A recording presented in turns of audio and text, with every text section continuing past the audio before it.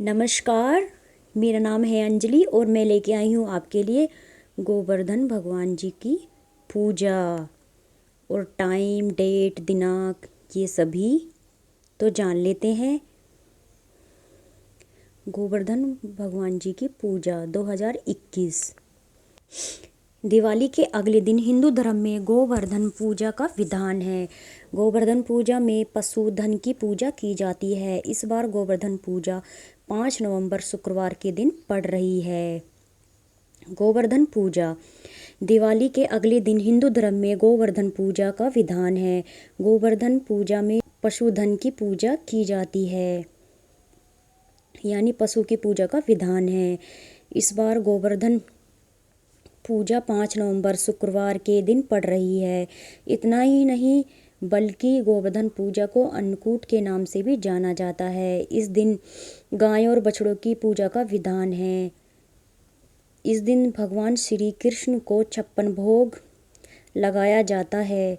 साथ ही और कई परंपराएं इस त्योहार से जुड़ी हुई हैं। पौराणिक कथा के अनुसार गोवर्धन पूजा भगवान श्री कृष्ण से जुड़ी मान्यता है कि श्री कृष्ण ने इंद्रदेव के प्रकोप से गोकुल वासियों को बचाने के लिए गोवर्धन पर्वत को अपनी उंगली पर उठा लिया था। इससे ही सभी गोकुल वासियों की रक्षा हुई और इंद्रदेव का घमंड टूट गया। तभी से आज तक इस दिन को गोवर्धन रूप में मनाने की परंपरा चली आ रही है। गोवर्धन पूजा का शुभ मुहूर्त सुबह 7:59 से लेकर 10:47 तक रहेगा। गोवर्धन पूजा विधि कार्तिक मास के शुक्ल पक्ष की प्रतिपदा तिथि को गोवर्धन पूजा का पर्व मनाया जाता है, यानी कि 7:59 से 10 से लेकर 47 तक रहेगा, सुबह से लेकर शाम तक। मान्यता है कि इस दिन सुबह शरीर पर तेल की मालिश करने के बाद ही स्नान करना चाहिए। इसके बाद घर के मुख्य दरवाजे पर गोबर से प्रतीकात्मक गोवर्धन पर्वत बनाएं और पर्वत के बीच में या उसके पास भगवान श्री कृष्ण की मूर्ति रखें। अब गोबर से बनाए गए गोवर्धन पर्वत और भगवान श्री कृष्ण को विभिन्न प्रकार के पकवानों और मिठाइयों का भोग लगाएं। हर किसी के घर में अलग अलग रीति रिवाज हैं, तो उसी तरह से कीजिएगा। इतना ही नहीं, इस दिन देवराज इंद्र, वरुण, अग्नि, राजा बलि की भी पूजा करें। इसके बाद कथा सुने और आसपास के लोगों को सुनाएं। प्रसाद के रूप में दही चीनी का मिश्रण लोगों को बांटें। पूजा और भोग के बाद किसी ब्राह्मण को भोजन कराकर उसे दान दक्षिणा देकर प्रसन्न करें। इतना ही नहीं, इस दिन गोधन की पूजा का विधान भी है। जो गोवर्धन पर्वत बनाया जाता है, गोवर्धन भगवान जी की प्रतिमा बनाई जाती है गोबर से, उसमें ही बछड़ों का मतलब खोर वगैरह जहाँ पर वे नियार खाते हैं, उसी तरह से गोबर से वहीं पे बनाए जाते हैं उनके घर। इसलिए की जाती है गोवर्धन भगवान जी की पूजा।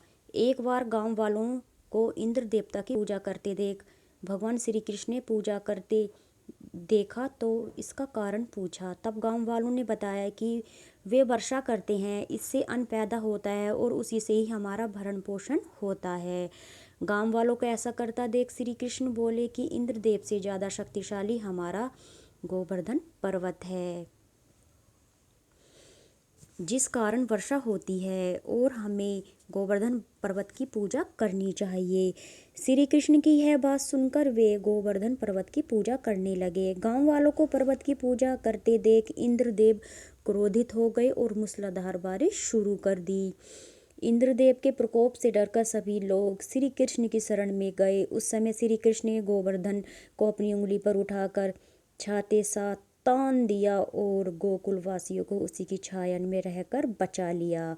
श्री कृष्ण का यह चमत्कार देखकर इंद्रदेव भी चकित हो गए और इसके बाद इंद्र ने आकर श्री कृष्ण से क्षमा मांगी। उसी समय से ये त्योहार हर साल दिवाली के अगले दिन मनाया जाता है। श्री कृष्ण ने इस घटना से सीख। इस घटना के माध्यम से श्री कृष्ण ने बताया कि भ्रष्टाचार बढ़ाने में दो पक्षों का हाथ होता है।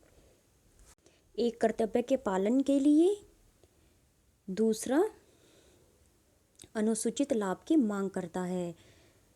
जो मांगों पर बिना विचार और विरोध के लाभ पहुंचाने का काम करता है। माना इंद्रदेव मेघों के राजा हैं, लेकिन वर्षा करना उनका कर्तव्य है और वर्षा के लिए उनकी पूजा करना या करना उचित नहीं है। श्री कृष्ण के अनुसार अनुचित मांगों पर विरोध जरूरी है।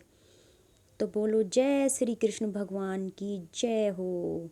जय श्री कृष्णा, जय श्री कृष्णा, जय श्री कृष्णा, जय श्री कृष्णा।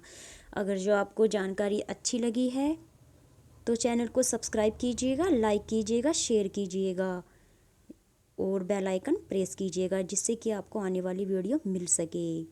धन्यवाद।